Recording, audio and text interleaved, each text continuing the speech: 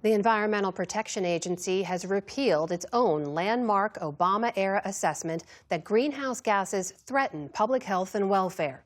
Public health and environmental groups warn today's changes could lead to many more premature deaths and a rise in asthma attacks in the coming decades. Until today's shift, which is expected to be challenged in court, the so-called endangerment finding has been the legal foundation for many of the federal government's climate regulations.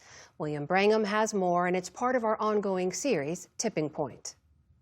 Amna, the EPA first made that assessment in 2009 after an exhaustive review of the scientific evidence, which showed that greenhouse gases were dangerously warming the planet and exacerbating extreme weather events and air pollution.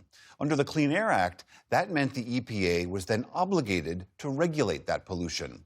But today, President Trump called that finding a scam that had no legal or scientific basis. His EPA administrator, Lee Zeldin, called it the single largest act of deregulation in American history.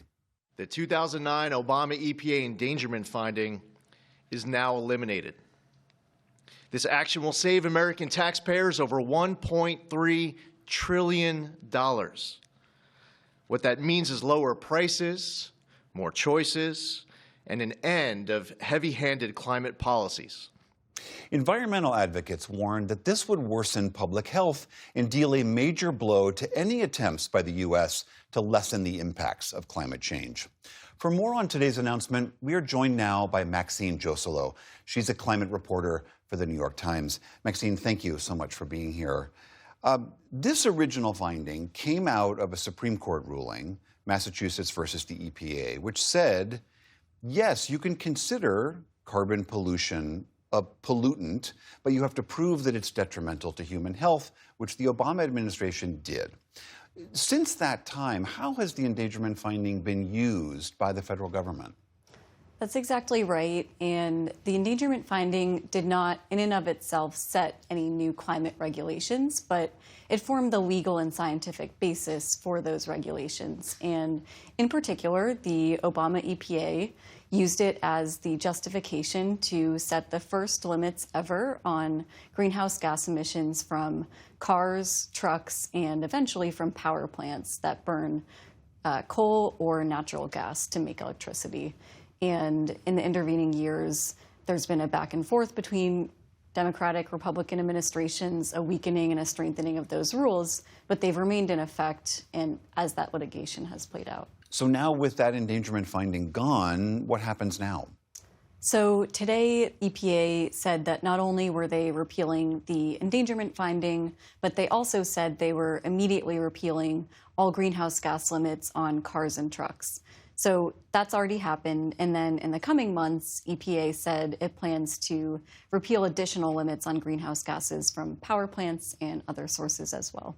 The science that undergirded that first finding has not changed. In fact, the National Academies last year said not only is the science of that original finding accurate, but it's in subsequent years become more evident.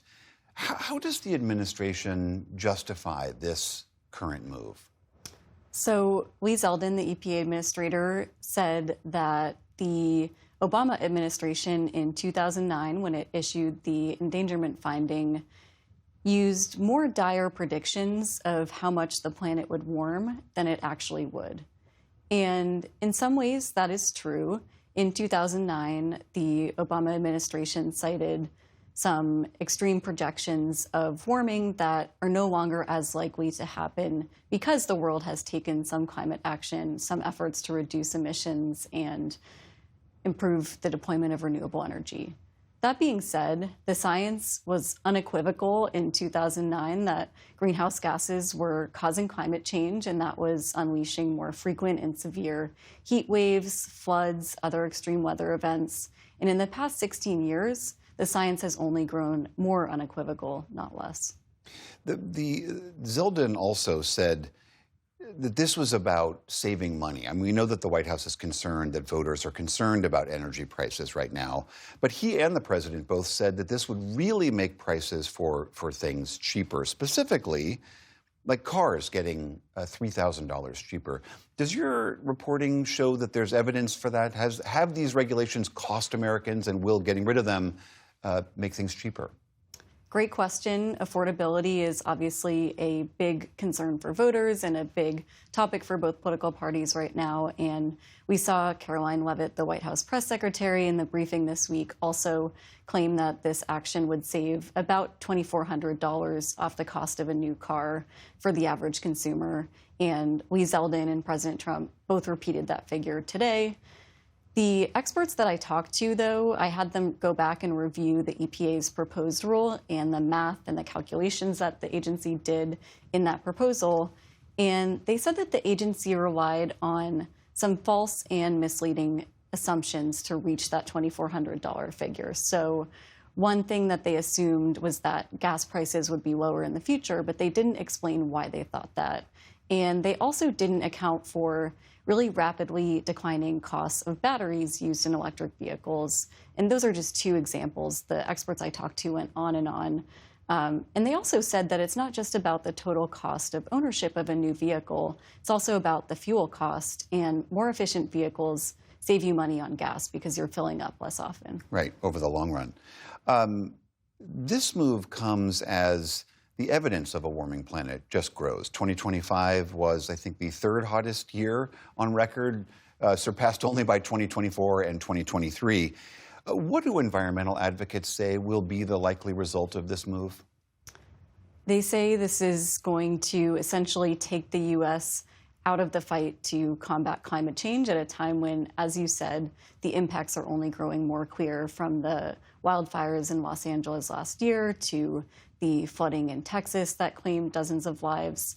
Those climate disasters are going to continue and accelerate, and the U.S. government will no longer be playing any role in attempting to contain that. You and your colleague Lisa Friedman had a story recently indicating that the Trump administration wants this to get to the Supreme Court. Why is that? The Trump administration is moving very quickly with this repeal of the endangerment finding. They did it in just about a year, which may not feel fast to you and me, but in the world of slow-moving regulations, that's very fast. And they're doing that because they want to have this litigated in federal court and then at the Supreme Court while Trump is still in office. And that's important because then his lawyers at the Justice Department can defend this before the Supreme Court if, say, a future Democratic president were to take office. When this got to the court, then that Justice Department probably wouldn't defend this rule. I see. Maxine Joselo of the New York Times, thank you so much for being here. Thanks so much for having me.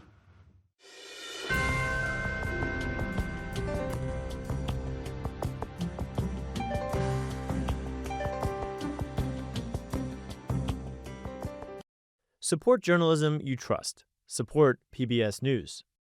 Donate now, or even better, start a monthly contribution today.